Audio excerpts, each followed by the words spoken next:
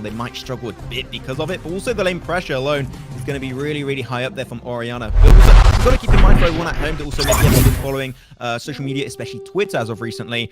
There has been a hotfix that came out through very recently, especially for both Lulu and Orianna, in the sense that level 1 ultimate has a 15-second extra addition of cooldown, 10 seconds on level 2 and 5 seconds on level 3. So early on, the ultimate is not going to be up as often. You can't have as much impact, but 15 seconds is 15 seconds. It does not make the character bad in any way, shape, or form. They still remain extremely strong in their own roles regardless.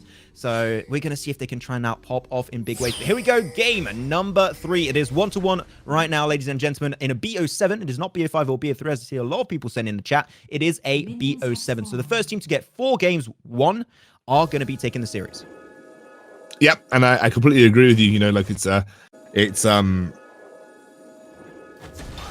I have no idea what I was agreeing with Max. Sorry, you know when your mind just blanks? My mind just absolutely blanked. Yeah, no, sorry, I was going to talk about the Orianna nerfs. Yeah, I don't think they're strong enough to sort of put Orianna out of the meta. The level 1 Braum invade, though, this is very common with Braum. He's a super strong level 1 support. However, there is a significant amount of pressure there for the red buff, and it looks like Xin Zhao's just going to go for a Wraith invade, a Raptors invade here onto the Graves. There is a lane swap coming out, by the way. So we have the Ezreal and the Braum on the top side of the map to match the Lulu and the MF. And this is what I mean by specific playstyle with Singed. He is a proxy wave monster, and he's already a little bit ahead of an experience. He's almost level 3. He's going to steal away the honey fruit there. He's now going to start to be aggressive in the red side jungle. I actually think Nexplay may have played this early game a little incorrectly. Oh, I'm loving it's coming up from Omega Esports. They're playing it so damn well. The flash comes on through, and that's going to be it. First blood for the Lulu. Not really who you want, but you know what? First blood is first blood, and it gives you gold regardless. In a really good spot. Braum going to be jumping on through to help Gragas, but those rotation and the way they played Singe to proxy the wave, take that gold away from the Gragas, then go into an invade to steal away the red buff. Like, all of that was just so well orchestrated. I love it. That was so 10,000 IQ play. Yeah, but the problem was it was a punishment of how aggressive Nexplay were, but didn't really get anything from on that red side invade. They committed the Gragas to the top side of the map too, and they did not take Singed away from the lane. So Singed was able to clear the first wave, then proxy the second, get a serious experience advantage, deny the honey fruit, pin Gragas to his own turret, and then also walk into the enemy red side jungle for the invade. What is going on here? I mean, I'm going to tell you what's going on. I don't know why, but Aurelion Sol decided to flash engage onto the Orianna when she was full HP. That does not make a lot of sense, and now that's going to be an extra few frags going to be traded off. Nexplay in a pretty good spot, but Xin Zhao a little bit deep, gets some decent damage, but the frag will not come on through. Barely surviving, though, is going to be that misfortune. The flash comes out and not going to be connected for Uzi on that Ezreal. That was a fiesta and a half, I do have to say, Xcandro, as you would like to say. That was a... I'll say weird. I'll say weird. Look at how low the Lulu and MF are. That is awful for Ezreal. That could have been a double kill for him. Singe just looking to be aggressive. We're going to take a look back at that fight again. They pick off the Aurelion Sol. They did manage to get the Braum passive onto him, and then Braum immediately flashes away. They're trying to go aggressive again. Pick up another kill onto the Graves, onto the Misfortune. He smites to try and get some HP back from the Razorbeaks, and Ezreal just gets body blocked because he smited the Razorbeaks. Ezreal gets completely body blocked by them, and then Lulu is able to flash over the wall and save herself with the shield. That is disaster for Nexplay. That could have been a couple of kills that would have been able to boost this Ezreal, give Uzi the extra gold injection that he needs to start accelerating his lead and potentially become a threat for this first dragon, which is spawning in just under 45 seconds now. So Ezreal and Braum heading back to base. I wonder if they're going to try and pick up their first items of the game. Not quite enough for Manamune, so he's going to have the Tyr and the Caulfield's Warhammer, which, again, no completed items is going to be a bit of a pain if you want to try and contest this first dragon, but they have rotated their bot lane down very quickly for this.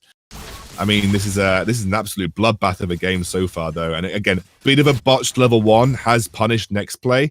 But we'll have to see how long it's sort of if it punishes them significantly so, because we are still relatively even in the game.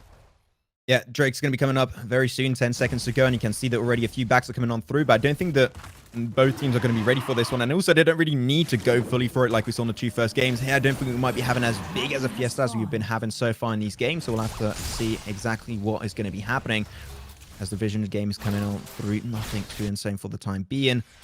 Things are taking a nice slow pace, but here we go now. 5-man rotation coming out from none other than Game Esports themselves, but the 5-man rotation for the side of NXP is also getting set up.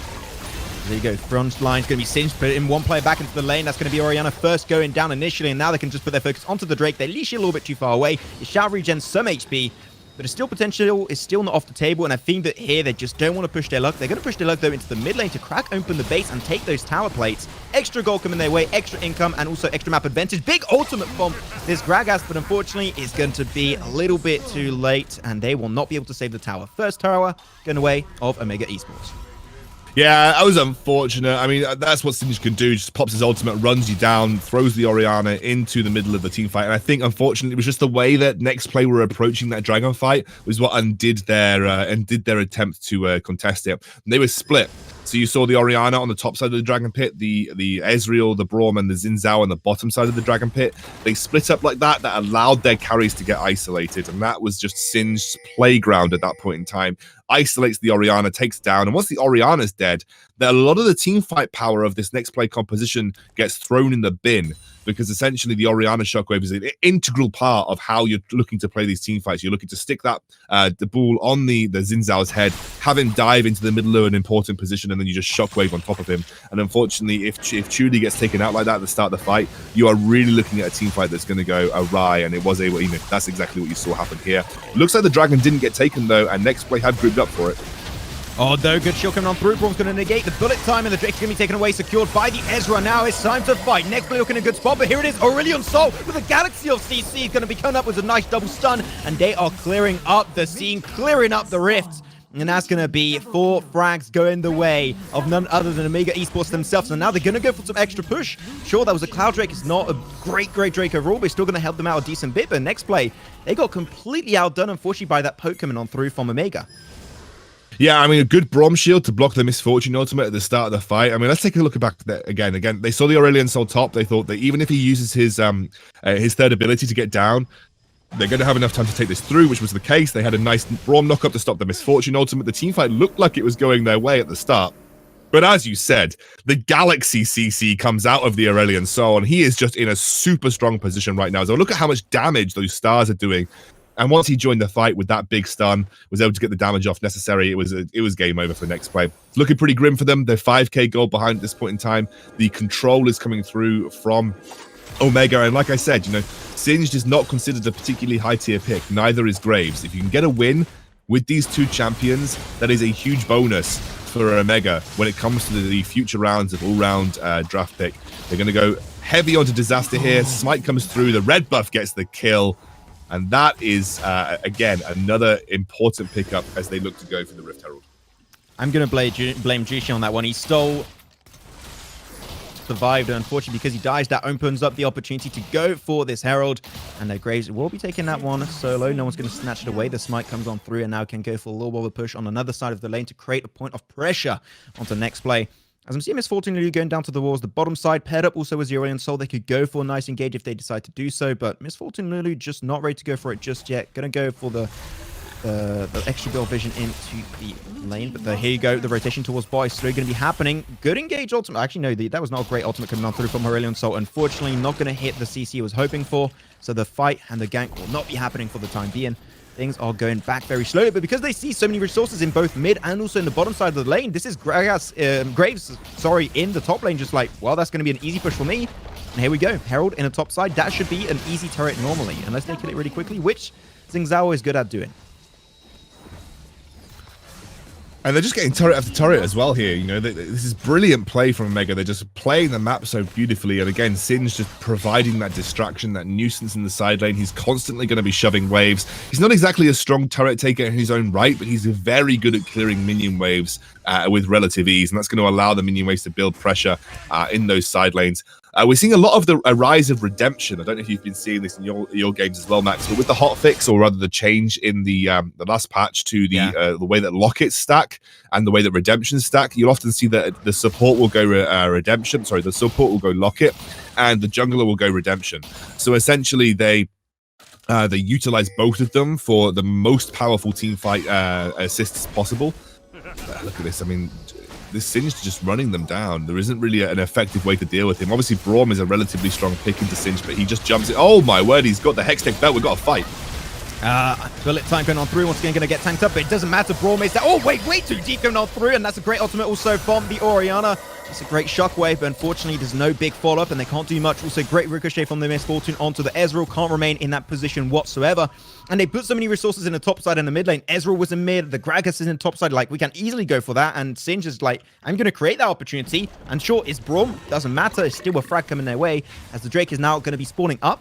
They're going to go back to base. They're a little bit behind, but unfortunately, we see and XP have no interest in the Drake for now, and that should be an easy Drake coming the way of Omega Esports. Yeah, no contest on this, and obviously with the Baron spawning in 10 seconds, Omega are now 10,000 gold in the lead, just over, potentially even 11, and that is a nutty amount of gold to have in your back pocket by 10 minutes into the game here, Max. Has a look at this engage again, isolating the, attempted to isolate the Orianna, but again, isolating the Braum is perfectly fine, takes a huge amount of damage from the bullet time, even with the unbreakable shield up.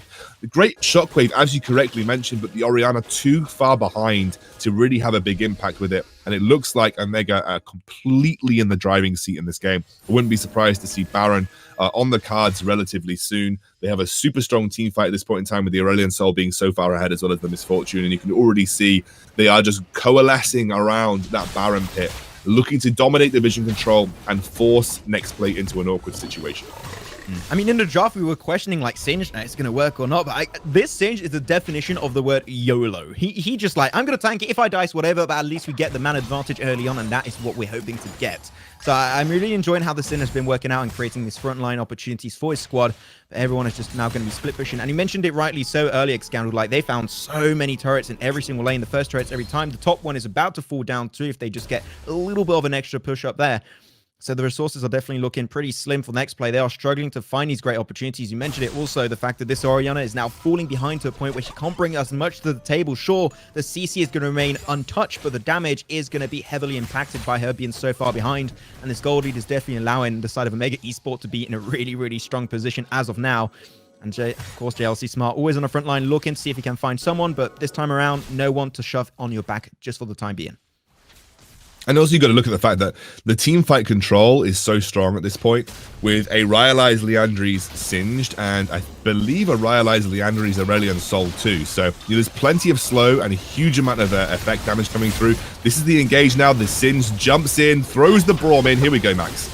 Another YOLO play going out, and Singed doesn't matter if it's a support. He will do it regardless. He's going to put you behind. Now he's going to go for the extra engage, trying to get some nice CC. Aurelion Soul Tooth on the back. Like, they just don't even need their team. They just need the Singe to do the damage with this Graves, and they are picking up frag after frag. Braum, Orianna, and Ezreal out of commission, and that opens up the opportunity to go for the Baron, which is exactly what they're going to be doing next play. Like, they're just so far behind. I don't think they can make the comeback happen here, Scandal. I think you're probably right, Max. This is an insurmountable gold lead, I would say, at this stage in the game. They do scale relatively well, but you're also dealing with Aurelion Soul, who's a great scaling mid laner. Singe scales relatively well too, as does Graves in the jungle. Misfortune, it doesn't scale badly either. I mean, it's not like you're going against a comp that falls off the face of the planet with this Omega squad. So I think realistically, you're completely correct, Max. Nexplay have just fallen too far behind, and again, it was another one of those situations where, you know, we ran it down at first Drake. It's just, and I don't actually think Nexplay made the incorrect decision, though. I think they had a strong level 5. Like, you've got Braum, incredibly strong level 5. You've got Zinzao, strong level 5. Orianna, Ezreal, Gragas, all of them have got strong level 5 ultimates that should be impactful around that first Drake fight. But it was just the mechanics of how the team fight was played out. Chuli got isolated straight away. They weren't grouped up. They should have been on the same side of the pit and approached it as a 5, and they didn't. And that was the problem that Nexplay had. That single fight has allowed Omega to get their claws in this game, and they have not given up since. The Baron is now going to be a real nuisance to deal with the Singe pushing the side lane. They're definitely losing this inhibitor turret to begin with, and I think Nexplay are on their last legs in this game. Yeah, now that they're cracked open a base, the objective is find a fight, win that fight, and then close off the game off the back of that engagement. So that is definitely going to be their main focus. They're looking for the extra second turret in the bottom side. They will indeed be able to find it, and they got such a big wave with the Baron buff at that. It's going to be really hard to contest. Though Miss Fortune a little bit deep there, and I would say you want to be careful. She's still got the GA. She's feeling really, really confident. Every single tower in this game is dropping down, and this is looking like the end, ladies and gentlemen. Great Brawl engage, going to buy a little bit of breathing space for the team, but unfortunately doesn't have... Oh, he does have the shield, but unfortunately the tank is going to be a little bit late, and now the focus is down on the Nexus, and it's easy peasy, lemon squeezy, baby. Let's go. It's going to be 2-1 over to Omega Esport. History tends to repeat itself, and Omega Esport ready to take the dub against Nexplay once again. And they won with a singed. And you know, the singed came in clutch in that game too. Like the initial isolation on the Orianna. MVP singed, by the way. The initial isolation on the Orianna was absolutely huge in that first dragon fight. And he was able to essentially give them the win. I do think that Nexplay misplayed that first dragon fight. The Orianna needed to be in conjunction and working with the Xin Zhao to look for and engage and go for a big shockwave. But unfortunately, she was isolated and unable to do that by herself on the side. They attempted to pincer the dragon pit, and that was just the incorrect decision given that they did not have the vision to do so. And it's another one of those cases where I actually think it was correct for Nexplay to engage that dragon fight, but the mechanics by which they engaged it were wrong, and that was essentially what gave away the game. It was another one of those situations where, unfortunately, the game was just lost after that first dragon fight, and there was no real way for them to get back into it. These teams are so good at capitalizing off a 4-minute team fight win and just running away with it in the game. I'd love to see some teams theory craft about how is best in those situations, but I think if you're not confident in your first Drake fight, you just don't fight for first Drake, and you look to do what 16-bit did and take that standing gold on the map. But again, as I said, I don't think Nexplay did it wrong by going for the first dragon. I just think the method by which they tried to engage the fight was wrong, because it allowed Chuli to get isolated. And unfortunately, as you can see, the gold graph tells the story. The decline started at about 4 minutes, and it just rocketed onwards from there. And I think it was unfortunate that they just couldn't get themselves back in the game.